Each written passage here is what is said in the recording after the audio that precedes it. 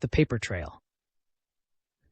The morning sun cast long shadows across Dr. Harrison's parlor as James Mackenzie studied the administrative challenge document for the fourth time.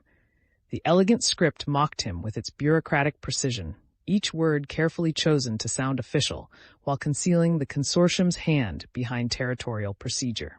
Irregularities in boundary descriptions, he read aloud, his voice flat. Insufficient documentation of cultivation requirements. Possible surveyor error in original filing. He looked up at Edmund Whitmore, who sat across from him with a leather portfolio open on his lap. How long will this take to fight? Whitmore adjusted his spectacles, his weathered face grave. If we're fortunate and the land office acts quickly, 3 to 4 weeks. If they drag it out, and they will, 2 months or more.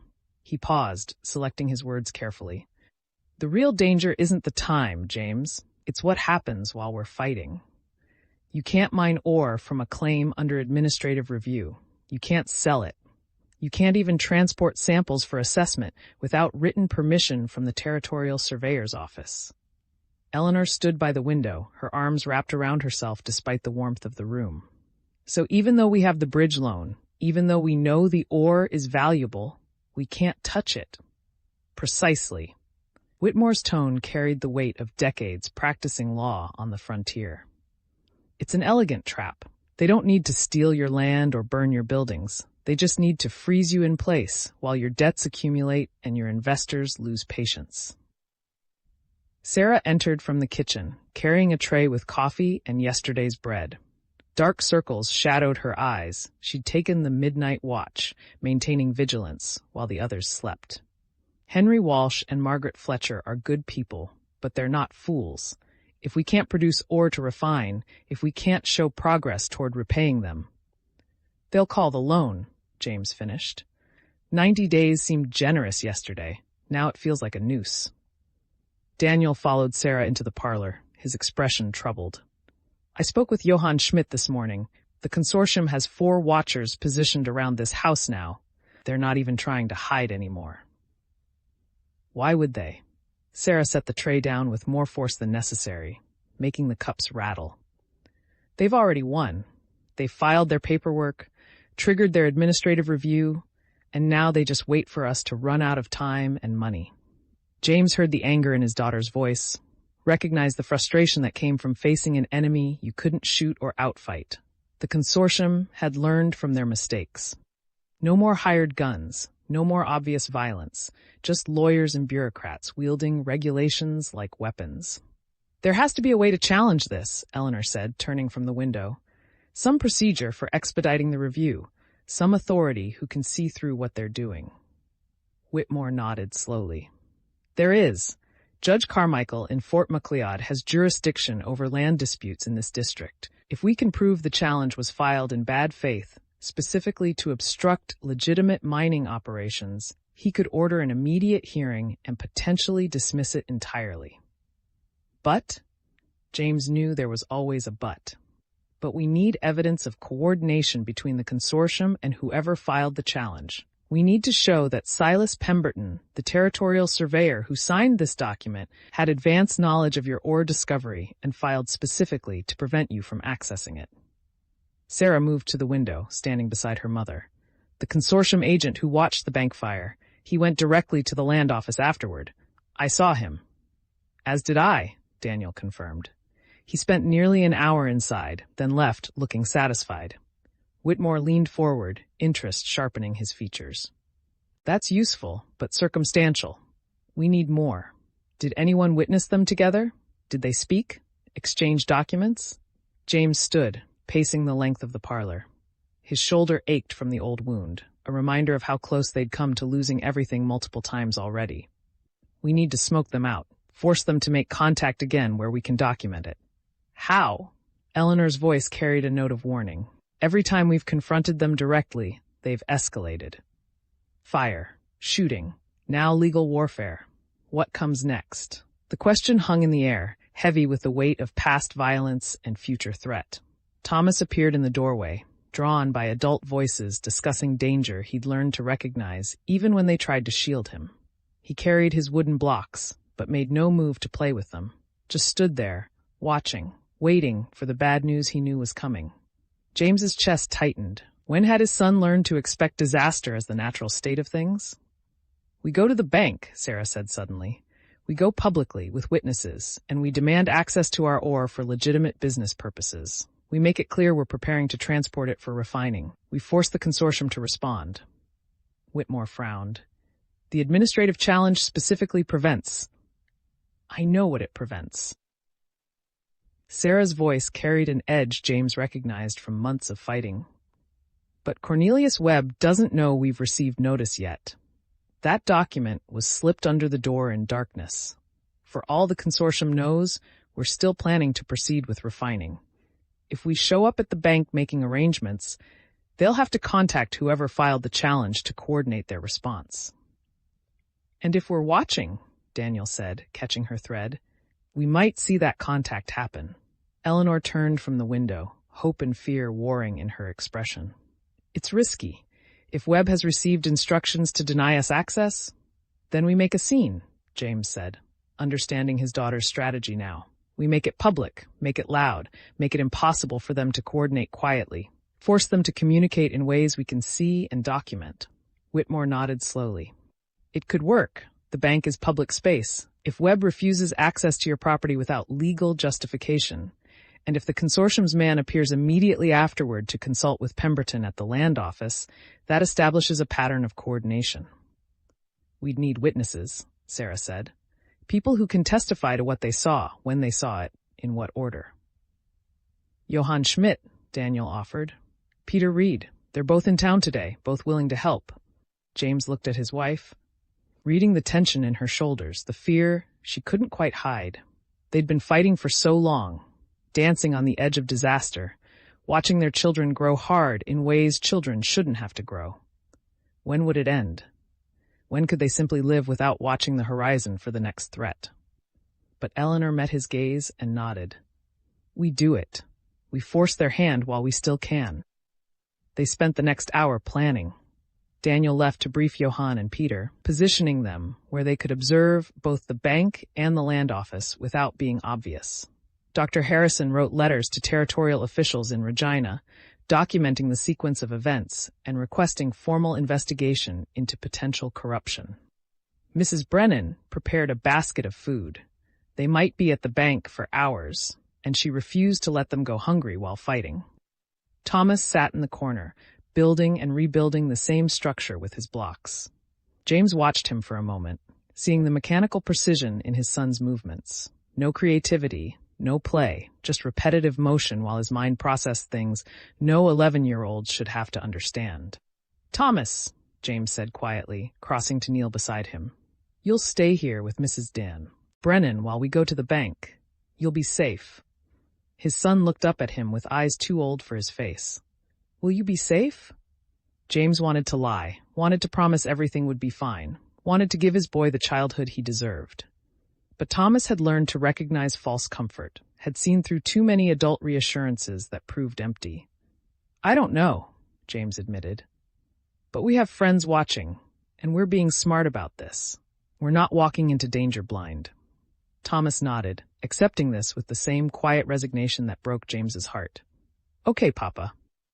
At 10:30, they left Dr. Harrison's house. James and Eleanor walked together, with Sarah and Daniel a few paces behind. Whitmore accompanied them, his legal portfolio under his arm, his presence lending official weight to their delegation. The consortium's watchers tracked their movement immediately. James spotted two of them falling into step on parallel streets, maintaining visual contact while pretending casual business. Medicine Hat's Main Street bustled with morning commerce. Wagons rolled past carrying supplies for homesteaders stocking up before winter. Women in practical dresses moved between shops, baskets on their arms. The ring of hammer on anvil echoed from Cooper's forge. Life continued, ordinary and oblivious, while the Mackenzies fought for their survival in the spaces between. The bank stood on the corner, its brick facade still showing scorch marks from the fire. Temporary boarding covered the damaged sections, and a sign proclaimed the vault remained secure for customer deposits. Cornelius Webb had moved quickly to restore confidence, James noted. The man understood that a bank's reputation was everything on the frontier. They entered together, their footsteps loud on the temporary wooden flooring that replaced burned boards. Webb looked up from his desk, and James saw recognition flash across his features, followed immediately by something that looked like resignation, or perhaps fear. "Mr. Mackenzie," Webb said, rising. His voice carried forced professionalism. "How may I help you today?" James stepped forward, making sure his voice carried to the other customers in the building. "I'm here to arrange transport of our silver ore for refining. We'll need access to the vault within the next 2 days to prepare the shipment." Webb's face went carefully blank. "I see. And you're aware of the current circumstances regarding your property?" "What circumstances?" James asked, knowing the answer but forcing Webb to say it aloud, in public, with witnesses listening. Webb glanced toward the door, as if hoping someone would arrive to rescue him from this conversation.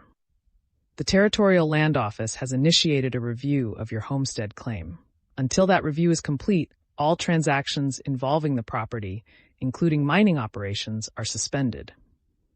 "Suspended by whose authority?" Whitmore stepped forward, his legal training evident in his precise diction. "The administrative challenge was filed less than 12 hours ago. There's been no hearing, no judicial review, no finding of irregularity. On what legal basis are you denying this man access to his property?"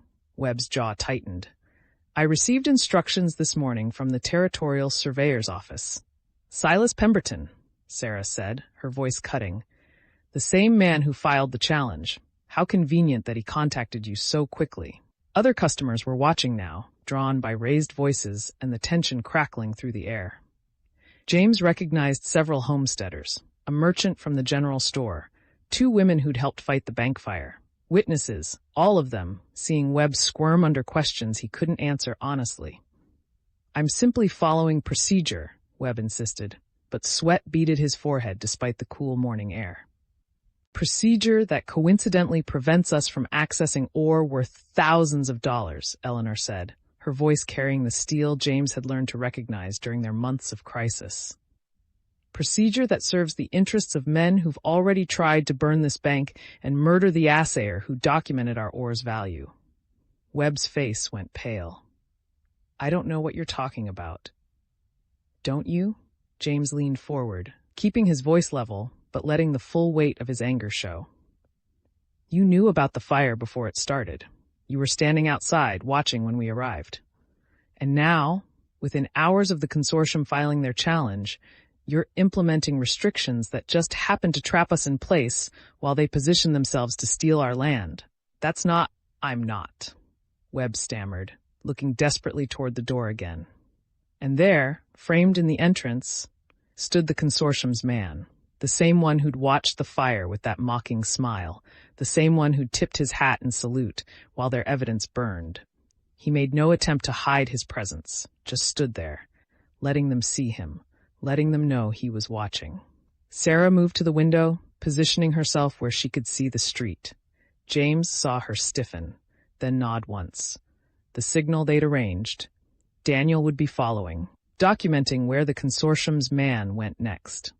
Webb saw the man too, and something in his expression crumbled. Not quite guilt, but close. The look of a man who'd made bargains he regretted, who'd compromised himself by degrees until he no longer recognized the person in the mirror. "I'm sorry," Webb said quietly so only James could hear. "I can't help you. The orders are clear." "Whose orders?" James demanded, but Webb just shook his head and turned away. They left the bank, their confrontation having achieved its purpose. The consortium's man remained visible on the street corner, making no effort to conceal himself. Arrogant, James thought, or confident. Men who'd already won didn't bother hiding. Daniel caught up with them 2 blocks later, slightly out of breath. He went straight to the land office, spent 15 minutes inside, then left heading south toward the hotel. Johann's following him now, and Peter's watching the land office in case Pemberton leaves. Whitmore nodded with satisfaction. That establishes the timeline. Bank confrontation at 10:30, consortium agent at the land office by 11. We'll get sworn statements from everyone who witnessed the sequence. "Will it be enough?" Eleanor asked. The lawyer's expression turned grim. "To prove coordination?" "Yes. To get Judge Carmichael to dismiss the challenge immediately." That depends on how much influence the consortium has in Fort Macleod and how brave the judge is feeling. They returned to Dr. Harrison's house to find Johann Schmidt waiting on the porch, his face troubled. The consortium man met with Pemberton for about 10 minutes. When he left, Pemberton looked worried, really worried, like he'd just been given orders he didn't want to follow. Which means the consortium is pushing hard, Sarah said. They know we're on to their coordination. They know we're building a case, so they're going to escalate. James felt the familiar weight of approaching crisis, the sense that they were racing toward something they couldn't avoid. Whitmore, how fast can you get a petition to Judge Carmichael? I can have it written and filed by end of business today. But James, the lawyer hesitated. Even if the judge agrees to hear the case immediately, that's still a week before we can get a ruling. And in that week, the consortium will be working to strengthen their position. Then we work faster, James said. We document everything.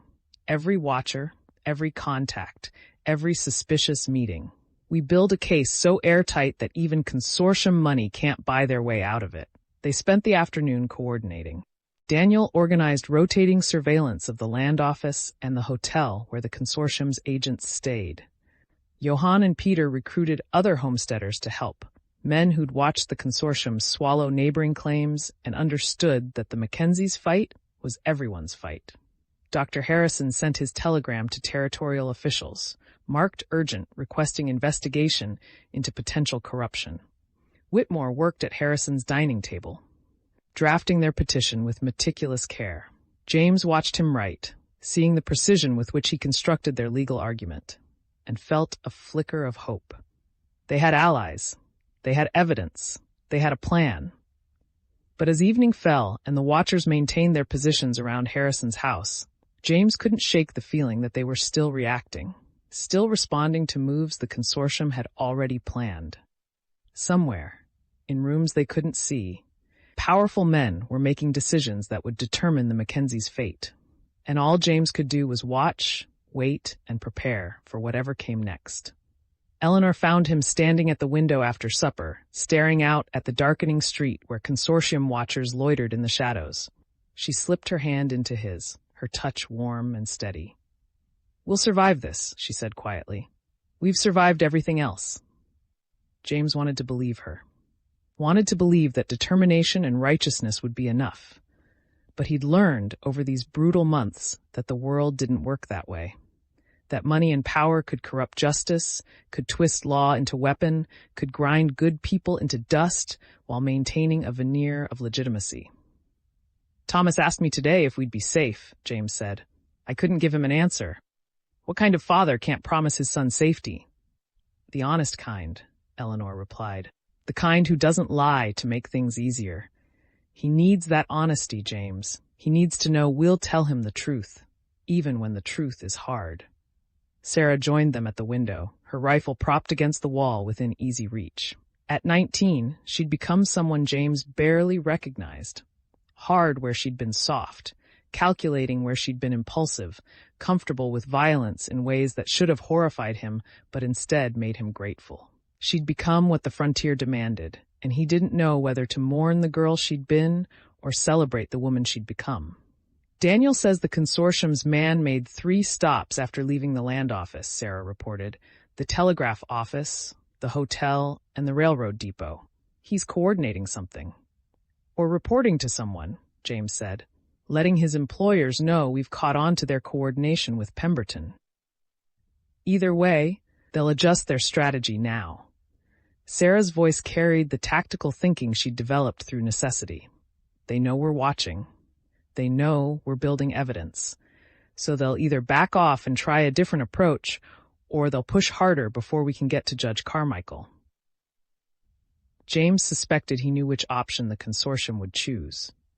Men who'd already committed arson and attempted murder didn't suddenly become cautious when exposed. They doubled down, eliminated threats, did whatever necessary to protect their interests. The question was what form that escalation would take. More violence? Legal maneuvering? Some combination they hadn't anticipated? He got his answer just after midnight, when pounding on the door jerked the household awake. Daniel stood outside, breathing hard from running, his face grim in the lamplight. "It's Pemberton," he said, "the territorial surveyor. He's dead. They found him an hour ago in his office. The marshal's calling it suicide, but there's a letter. He left a letter confessing everything." James felt cold certainty settle in his gut. "Let me guess. The letter says he filed the challenge on his own initiative, that he was being paid by someone he never met, that he regrets his corruption and couldn't live with the guilt." Daniel nodded slowly. "How did you know?" "Because that's exactly what the consortium needs," Sarah said, her voice flat. "A dead man who can't contradict their story, who confesses to corruption but doesn't name names, who takes all the blame and provides no trail back to them." Eleanor's face had gone pale. "They killed him. They killed him to cover their tracks." "Or to send a message," James said, "to everyone helping us, to witnesses who might testify, to anyone thinking about opposing them." He looked at Daniel, at Sarah, at his wife. "They're not backing off. They're eliminating evidence and intimidating opposition, which means we're running out of time faster than we thought." Whitmore appeared in the hallway, pulling on his coat despite the late hour. "I need to see that letter. I need to read Pemberton's supposed confession before the marshal files it as official record. If there are inconsistencies, if the language doesn't match Pemberton's writing style, we might be able to prove it was forged or coerced." "And if we can't prove it?" Eleanor asked. "Then we have a dead territorial surveyor whose confession appears to absolve the consortium of any coordination, which makes our case much harder to prove." Whitmore's expression was grim. "They're playing chess while we're playing checkers, James. They're thinking 3 moves ahead and eliminating problems before they become threats." James watched his family and friends gather in the lamplight, saw the fear and determination mixing in their faces, and made a decision. "Then we stop playing their game. We stop reacting to their moves and start making some of our own."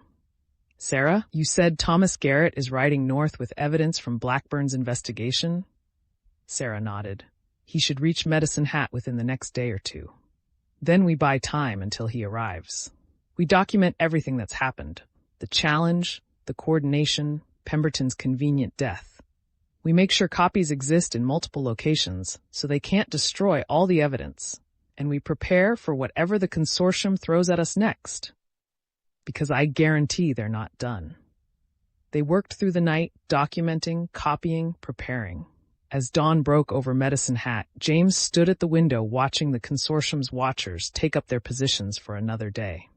Somewhere in the territorial surveyor's office, Silas Pemberton lay dead, his supposed confession already being filed as official record. Somewhere to the north, Thomas Garrett rode closer with evidence that might change everything.